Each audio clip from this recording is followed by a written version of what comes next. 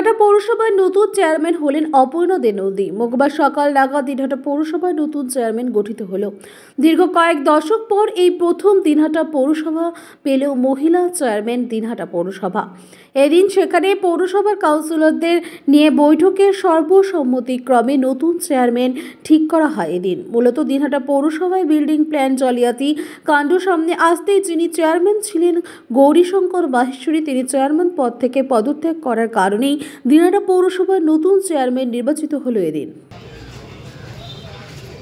আমাদের মন্ত্রী অর্থাৎ আমাদের নেতা রাজ্য তৃণমূল পার্টির সঙ্গে আলোচনা করেছে, সিদ্ধান্ত একটা নিয়েছে, কোনোদিন নাম প্রস্তাব হয়েছে।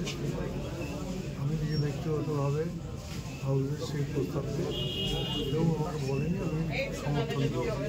এই সমর্থন করা মানে আগামী দিনে পৌরসভার যে দায় দায়িত্ব সবাইকে নিয়ে এই কাজকে করার চেষ্টা করি এবং যারা আমি বয়সে বড় বড় আমাকে সেই সম্মানটুকু দেয় মনে করি আগামী দিন পর্যন্ত এই ভোট ভালোভাবে কাজ করবে আমি আশা করি। কি বলবেন, কি দায়িত্ব প্রথম সামলাবেন?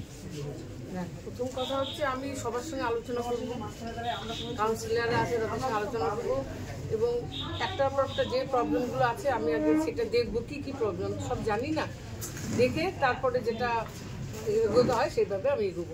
তবে আমি চাই আমাদের রাজ্যের মহিলা মমতা ব্যানার্জি যেমন মহিলাদের গুরুত্ব দিয়েছে, আমিও কিন্তু আমাদের মহিলাদের সেইভাবে গুরুত্ব দেবো, সেইভাবে তাদের দিয়ে সব কিছু কাজকর্ম যেটা করার করবো। তাছাড়া এখানকার অফিস স্টাফরা ভীষণ ভালো, আমাকে খুব সম্মান করে ভালোবাসে, সবার আশীর্বাদ সবার ভালোবাসা নিয়ে আমি কাজ করি।